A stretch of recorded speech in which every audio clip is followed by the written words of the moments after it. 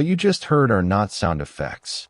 They are excerpts from official case files stored here in the nightmare log. Each one represents a breach in our understanding of reality, a moment where the documented and the impossible collided. Tonight, we are opening files related to the vast and unforgiving wilderness of Alaska, a land of sublime beauty and profound isolation, where the line between survival and succumbing is razor thin. These 6 accounts have been cross-referenced with police reports, eyewitness testimony, satellite data, and in some cases, evidence that was never meant to be seen by the public. They detail encounters with entities and phenomena that defy all rational explanation, born from the endless dark and the deep, ancient cold. What you are about to hear is a presentation of the facts as we have found them. Before we begin, ensure you are subscribed to the Nightmare Log and have notifications activated. The events we are about to detail are not isolated. They form a pattern, a terrifying mosaic of the unknown that exists just beyond the edge of our maps. What we uncover here is not for the faint of heart, and you won't want to miss what we discover next. The archive is open. We begin with case file NML 741, known colloquially as the Thing on the Ice. The date was February 18, 1997. The location, a remote stretch of the frozen Bering Sea, approximately 20 miles off the coast of Nome. Subject of the file is Michael Avery, a 34-year-old marine biologist conducting a solo population survey of spotted seal for the University of Alaska Fairbanks. His equipment included a modified Ski-Doo Tundra 2 snowmobile, a 2-week supply of rations, a VHF marine radio, and a Nikon F4 camera with 6 rolls of 36 exposure film. His last scheduled check-in was at 1900 hours that evening. At 1630 hours, with the Arctic sun already well below the horizon, Avery made an unscheduled radio transmission to his base coordinator. His voice was noted in the official log as being strained but lucid. He reported a significant biological anomaly on the ice approximately 1 kilometer from his position. He described it as a large, dark, irregular mass, estimating its size to be comparable to a mature bull walrus. He stated it was not moving, and he could not identify it from his current vantage point. He requested permission to deviate from his planned route to investigate. Permission was granted. He signed off, stating he would report back in 30 minutes. Avery's next transmission came 17 minutes later. His breathing was audible, labored. He stated he was now 200 meters from the mass and was attempting to get a visual with his binoculars. He reported that the object was not a walrus, nor any recognizable marine mammal. He described its surface as unervingly porous, like pumice stone, and stated it seemed to be absorbing the scant ambient light rather than reflecting it. A faint, low-frequency hum, which he initially attributed to his own snowmobile, was now clearly emanating from the mass itself. The ice around it, he noted, was not simply frozen. It was milky white and webbed with deep, hairline fractures that seemed to pulse outward from the object in a slow, rhythmic pattern. In his own words, from the recovered transcript, "It's not dead. I don't think it was ever alive. Not like us." At a distance of 100 meters, Avery stopped his snowmobile. The humming had intensified, vibrating through the ice and into the soles of his boots. He raised his camera, using a 300mm telephoto lens. As he focused, the mass shifted. It was not a movement of locomotion, but a reconfiguration of its matter. a segment of its surface elongated, forming a stalk-like protrusion that rose nearly a meter into the air. At the end of this stalk, a single, gel-like orb coalesced. It did not reflect light. It absorbed it. And then it turned. It focused directly on Michael Avery. The VHF transmission captured a sharp, sudden intake of breath from Avery, followed by the sound of the camera's motor drive advancing film. Then, a sound that the audio analysis would later describe as organic tearing mixed with the shattering of ice. Avery's final transmission was a burst of pure, undistilled terror, a scream that was cut off not by the release of the transmit button, but by the sound of his radio being crushed. A search and rescue team was dispatched at 0730 the following morning. They found Avery's snowmobile, its engine cold, pointed towards the open lead in the ice where the object had been. The ice around it was a chaotic web of fractures, but also smooth, almost polished in places. Of Michael Avery, there was no sign. His camera was found 5 feet from the snowmobile, its body cracked open, the film inside exposed to light and ruined. All that was recovered was a single, unspoiled photograph from the top of the roll. It shows a stark, empty field of ice. In the center of the frame is a perfect, human-shaped silhouette, burned into the ice as if by a profound and instantaneous cold. The official report lists Michael Avery as missing, presumed deceased, victim of a tragic accident on unstable ice. The official report cites unstable ice and hypothermia-induced psychosis. The Nightmare Log has classified this event as a Class 3 non-human encounter. The entity remains uncatalogued. The single photograph is stored in our vaults. We believe Avery did not fall through the ice. We believe he was extracted from it. But the ice is not the only keeper of secrets. Our next case moves inland, to a place meant to be a sanctuary from the relentless elements. A place where the walls themselves began to whisper.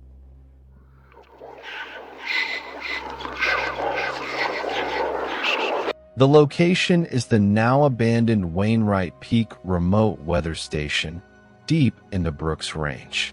The date range is January 4th to January 12th, 2011. The subjects are 2 National Weather Service technicians, veteran operator Ben Hayes, 48, and his rookie partner, Chloe Reed, 24. Their assignment was a standard 9-day maintenance and data collection shift during the peak of the polar winter. The station was a single-story, prefabricated structure elevated on pylons, equipped with a generator, 6 months of supplies, and a satellite phone for daily check-ins. For the first 3 days, all transmissions were routine. On the evening of January 7th, during their 2,100 hours check-in, Reed's voice is noted on the transcript as having a slight, nervous edge. She reported persistent acoustic anomalies beginning at dusk. A tapping sound. It was a light, metallic tap, tap, tap, that seemed to originate from the station's exterior walls. It moved. Hayes initially dismissed it as wind-driven ice crystals or contracting metal, but Reed noted in her personal log, recovered later, that the tapping had a pattern. It was arrhythmic, but deliberate. It would circle the entire structure, pause at the door, then move to the window of whichever room they were in. Over the next 2 days, the tapping intensified. It grew louder, shifting from a light tap to a heavy, insistent thump, thump, thump, as if a firm, solid object was being struck against the corrugated metal siding. The satellite phone transmissions became increasingly terse. Hayes's voice, once confident, now carried a note of strained frustration. On January 9th, he reported during the check-in that they had attempted to visually identify the source during a brief lull in the wind. They saw nothing. No animal tracks. No debris. Only the endless, flat white of the snow. The thumping, however, continued unabated. That night, Reed's log entry reads, "Ben won't admit he's scared, but he's sleeping with the hatchet. The tapping, it's not trying to get in. It's trying to get us to let it in." The final satellite phone call was received at 0327 hours on January 12th. It was not the scheduled time. The transmission is mostly obscured by the violent roar of wind and the deafening, percussive banging against the station's walls. Reed is heard sobbing hysterically. In the background, Hayes is screaming, not in fear, but in rage. "I see you. I see you out there." A gunshot rings out. Hayes had a .44 revolver for polar bear protection. Then, a new sound emerges on the recording. A deep, distorted, and impossibly loud voice that seems to speak through the banging, mimicking the rhythm of the impacts. It says only 3 words, drawn out and guttural. "Cold. Out. Here." The transmission ends with the sound of shattering glass, a final, choked scream from Reed, and then the distinct, clear sound of the station's heavy-duty door being unlocked and opened from the inside. Then silence. A rescue team was sent after the station missed 2 consecutive check-ins. They found the station door swinging open on its hinges, banging in the wind. Inside, the interior was a frozen tomb. There was no sign of Hayes or Reed. The generator had run out of fuel. Their personal effects, including Reed's log, were left behind. A single window was shattered from the inside. Hayes's revolver was found on the floor, 1 round spent. The official report concluded that the technicians, suffering from severe isolation psychosis, succumbed to the elements after a violent altercation with each other, leading to their death's exposure. The official report lists the cause of death as exposure due to psychosis. We have classified this event as a Class 4 auditory predator encounter. The entity, designated the Tapping Man, is believed to be a phenomenon that uses mimicry and psychological warfare to bypass physical barriers. It does not break down doors. It persuades its prey to open them. Hayes and Reed are listed as deceased, but their bodies have never been recovered. We will continue our review of the Alaskan files after this brief pause. Do not go outside to investigate the sounds. Stay with us.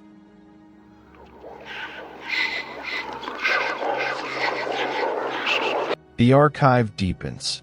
We continue with case file NML 809, a report that demonstrates how the vast silence of the frontier can be shattered in an instant, leaving only questions etched in snow and static. The date was March 3rd, 2008. The subject is a family of 4, Robert and Sarah Miller, and their 2 children, Lily, age 8, and Sam, age 5. They were homesteaders, living a self-sufficient life 60 miles up the Kayakuk River from the nearest village of Evansville.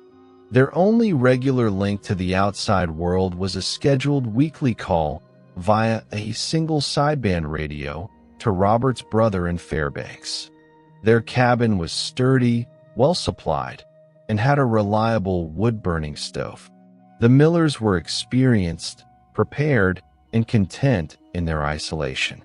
The call on March 3rd was, by all accounts, normal. The next scheduled call was for March 10th.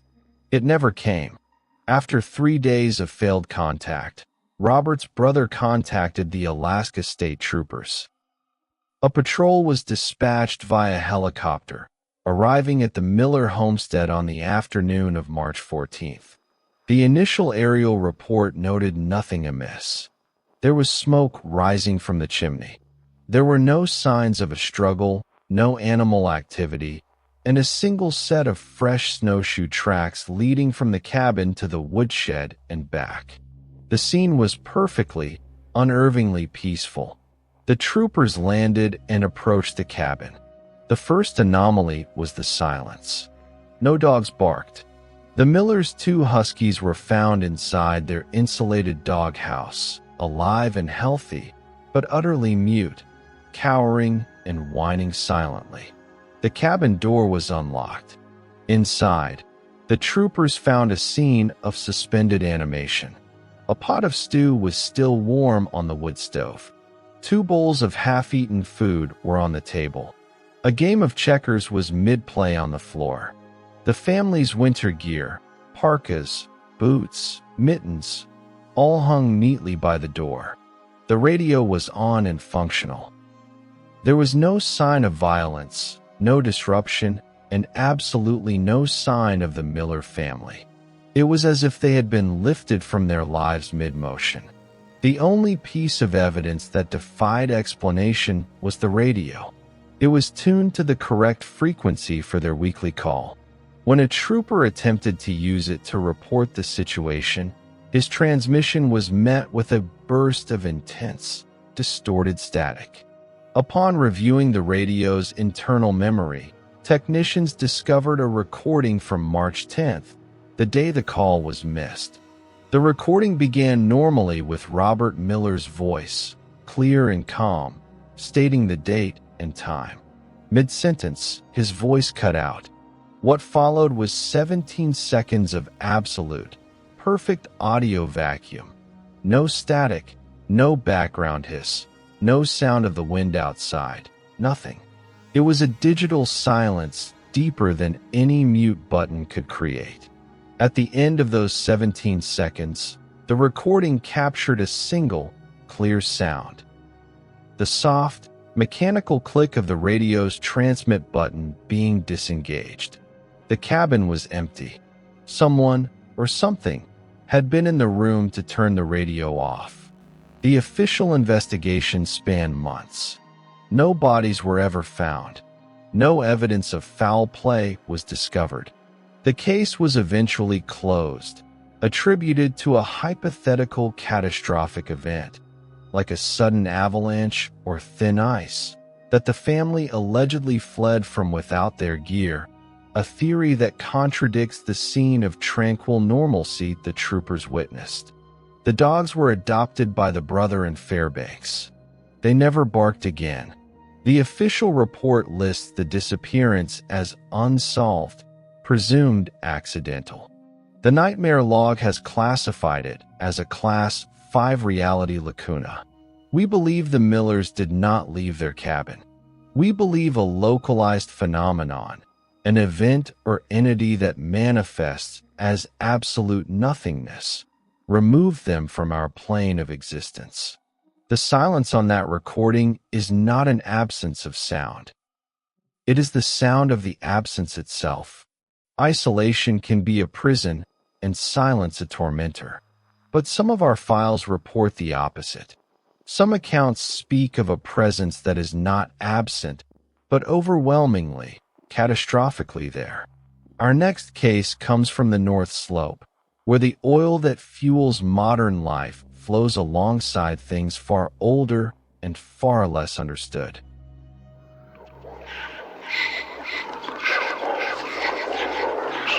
The location is the Trans-Alaska Pipeline Service Camp 7, near Prudhoe Bay. The date is November 12, 2015. The subject is a crew of 8 contract welders working on a critical, round-the-clock repair of a pipeline support structure during a brutal winter storm.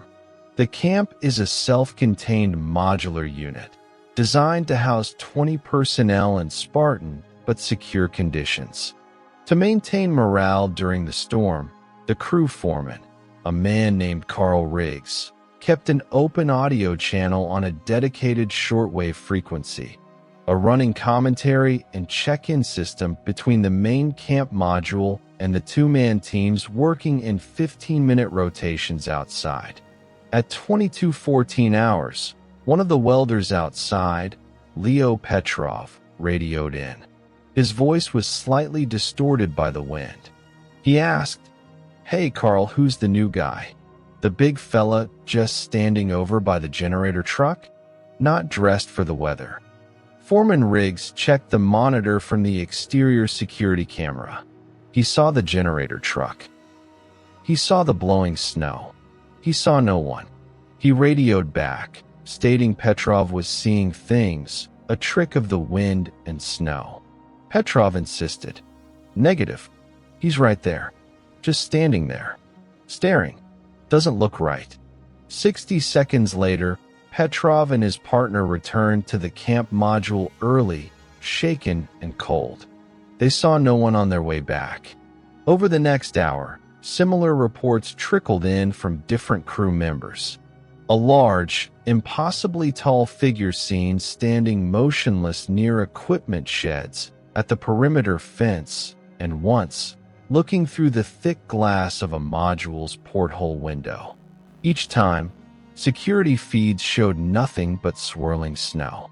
The crew's mood shifted from skepticism to unease. Then, the audio channel began to malfunction.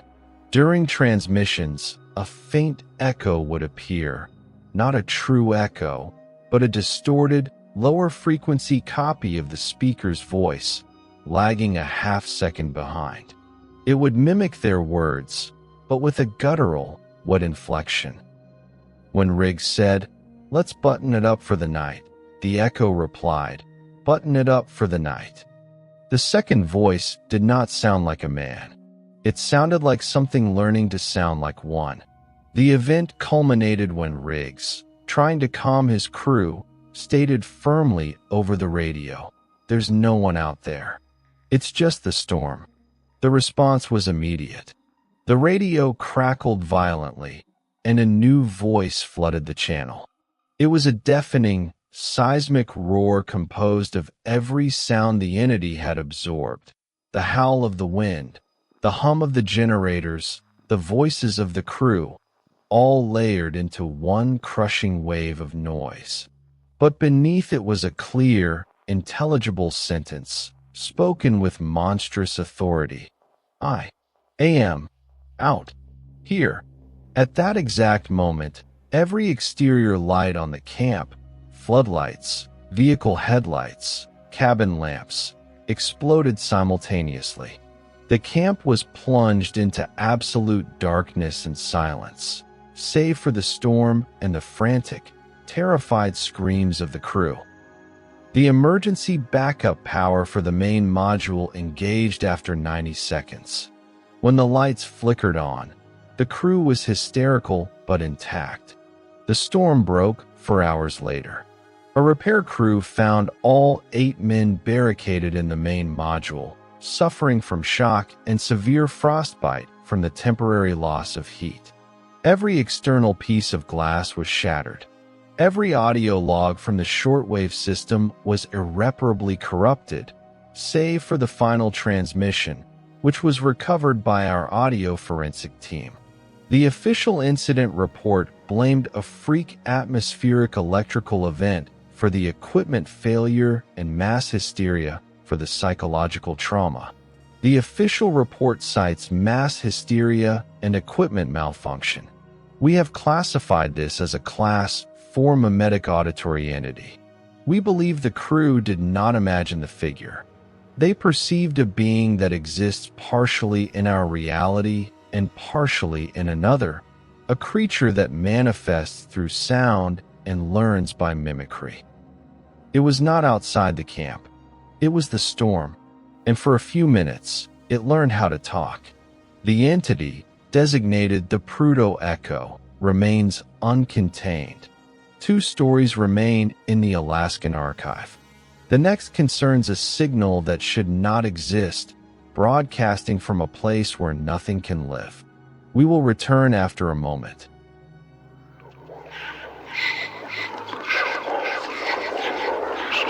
The archive nears its conclusion.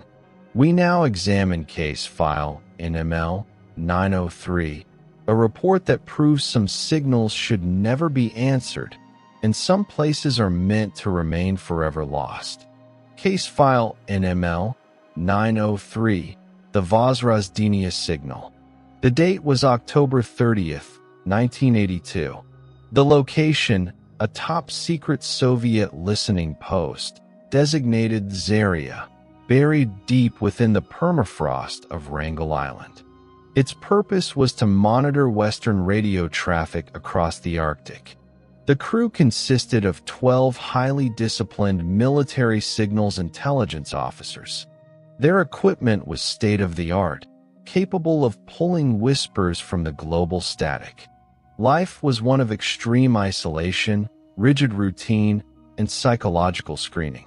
The logbooks, later recovered by our assets, noted nothing unusual until 2300 hours that night.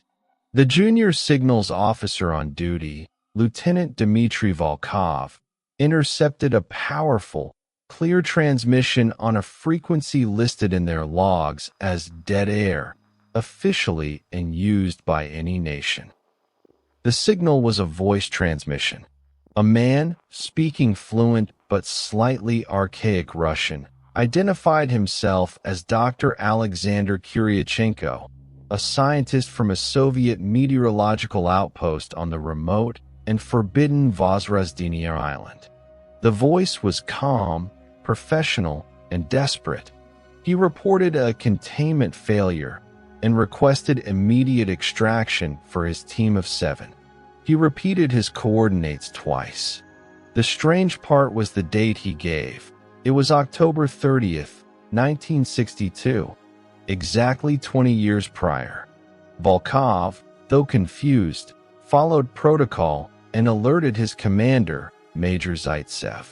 Zaitsev dismissed it as an elaborate American prank or jamming tactic. But the signal persisted.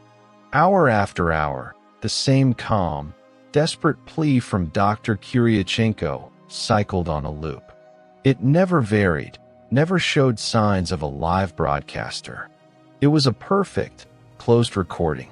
Yet, when Zarya attempted to raise anyone on that frequency, the only response was a continuation of the loop. A deep unease settled over the crew. They checked and rechecked their equipment. It was functioning perfectly. They consulted archived manifests. A Dr. Kuryachenko had been assigned to a station on Vozrozhdeniya Island. The station and all hands had been officially listed as lost in a storm in early November 1962. On the third night of the transmission, the signal changed. The familiar plea ended. What followed was 47 seconds of a new sound. Wet, labored, dragging footsteps on a concrete floor, accompanied by a low, wheezing breath that did not sound human.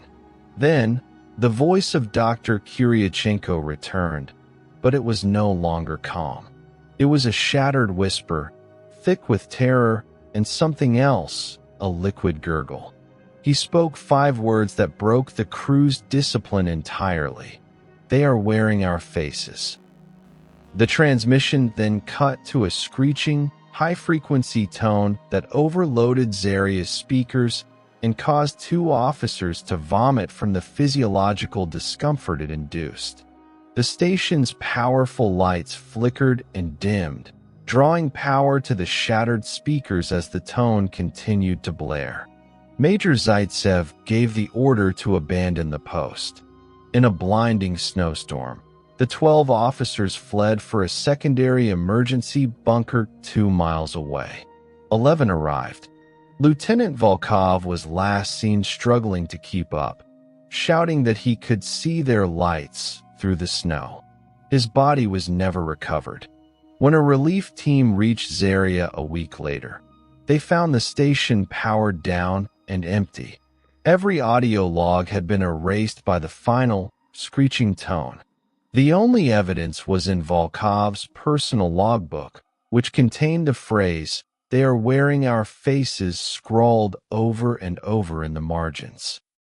The official report cited a mass nervous breakdown induced by isolation and a faulty generator emitting infrasound. The official report blames psychosis and technical failure. The nightmare log has classified this as a Class 6 temporal echo/mimetic hazard. We believe the Zarya crew did not intercept a broadcast from 1962. They tapped into a moment of catastrophic trauma that was so powerful, it burned itself into the fabric of reality itself, like a phonograph record etched into space-time. The signal is not a memory. It is the event, still happening, forever. We advise all monitoring stations. If you hear the Vozrozhdeniya signal, do not respond. You are not answering a call for help. You are answering the thing that ended the call. Our final entry from the Alaskan archive is the oldest in our files from the region, and perhaps the most fundamentally disturbing. It suggests that the hunger of the frontier is not a metaphor. It is a physiological fact.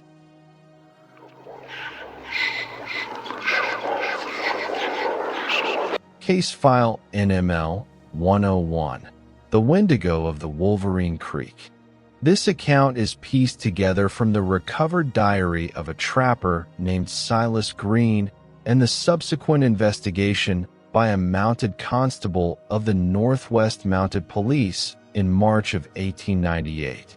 Silas Green was a hermit, a man of few words and simpler needs, who trapped beaver and marten along the Wolverine Creek drainage. His cabin was a simple, sod-roofed affair. His diary entries, up until a specific point, are mundane records of weather, catch, and supplies. The inciting incident was not a strange sound or a sighting. It was the weather. A blue winter had descended, weeks of temperatures dropping to 60 below zero, followed by a sudden, massive snowfall that buried the trails and trapped Green in his cabin for a month. His diary entries become sparse. His last recorded kill was a scrawny hare on February 2nd. The final mundane entry, on February 14th, reads, "Flour gone, beans gone, coffee gone. Only hope is the ptarmigan, but they are gone too. The wind never stops talking." The next entry is dated over 2 weeks later, on March 1st. The handwriting is shaky, almost unrecognizable. It consists of a single sentence. The thing on the wind has a new voice. It sounds like Margaret. Margaret was Green's wife, who had died of consumption back in Oregon a decade prior. The following pages are filled not with words, but with frantic, skittering sketches of impossibly elongated, skeletal figures moving through the trees. On March 5th, another entry. It showed me where the game is plentiful. But the price. Oh God, the price. The next several pages have been torn out. Constable James Miller arrived at the cabin on March 20th, concerned by Green's absence from the spring trading post. He found the door unlatched. The interior was a horror. The cabin was empty of food, but well stocked with firewood. There was no sign of Green. The constable did, however, find the man's diary, and in the stone fireplace, he found a pile of cold ashes. Upon sifting through them, he made a discovery that would haunt him until his dying day. The ashes were not from wood. They were from bones. Small, human-sized bones. Mixed within them were the partially melted buttons from a man's long johns and the blackened, but unmistakable, remains of a human wedding band. Green had not been burning wood for warmth. Constable Miller spent 3 days searching the area. He found no sign of Silas Green. What he did find, a half-mile from the cabin, was a set of tracks in the snow. They were human in shape, but impossibly large, spanning over 20 inches in length. They showed a stride of over 15 feet, as if the maker were leaping rather than walking. The tracks led deep into the most inaccessible part of the Wolverine Creek Valley. Miller followed them until they simply vanished on a windswept ridge. The official report closed the case, listing Silas Green as deceased, lost to exposure and starvation. The details of the ashes were omitted from the public record. The official report cites starvation and exposure. The Nightmare Log has classified this as a Class 7 symbiotic possession. We do not believe Silas Green simply resorted to cannibalism. We believe the extreme privation and isolation made him a viable host for an ancient, predatory consciousness native to these latitudes. It offered him salvation from hunger, and in doing so, it consumed him utterly, body and soul. The entity, referred to in indigenous folklore for centuries, does not just drive a man to eat other men. It becomes the man. Green did not die in that cabin. He was hollowed out and worn. The thing that left those tracks was wearing Silas Green. It is likely still wearing him. These 6 cases from the log, the thing on the ice, the tapping man, the Kayakuk silence, the Prudhoe echo, the Vosresdenius signal, and the Wendigo of Wolverine Creek, demonstrate a terrifying and consistent pattern. The horror of the frozen north is not merely one of blizzards and bears. It is a psychological and existential predation. It is a hunger that exists in the silence between radio waves, in the absolute zero of a reality lacuna, in the mimicry of a voice you think you know. The entities and phenomena documented here do not operate through brute force alone. They exploit the very conditions required for survival in such a landscape: isolation, self-reliance, and the unwavering trust we place in our own senses. They turn these strengths into vulnerabilities. They use the wind as a carrier wave. They use the ice as a sounding board. They use the dark not as a cloak, but as a canvas upon which to project our deepest fears. The official reports, without fail, point to exposure, psychosis, and accident. But we at the Nightmare Log see the connections they refuse to make. We see the fingerprints of the impossible. These are not tragedies. They are encounters. They are warnings. Let these cases be a lesson. Trust your instincts, but verify your reality. If something feels wrong, it probably is. The most dangerous monster is not the one that shatters your door. It is the one that convinces you to unlock it. It is the voice on the radio that knows your name. It is the perfectly normal cabin that is anything but.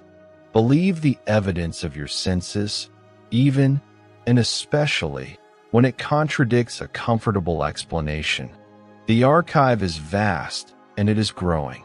If you have a case you believe belongs in the log, a first-hand account, a family story that defies logic, a piece of evidence that has been dismissed, describe it in the comments below. Your story could be investigated for a future entry. To ensure you are notified when new files are declassified, subscribe to the Nightmare Log and hit the notification bell. Knowledge is the first step toward preparedness. Stay vigilant. This has been a presentation from the Nightmare Log. Until next time, try to sleep.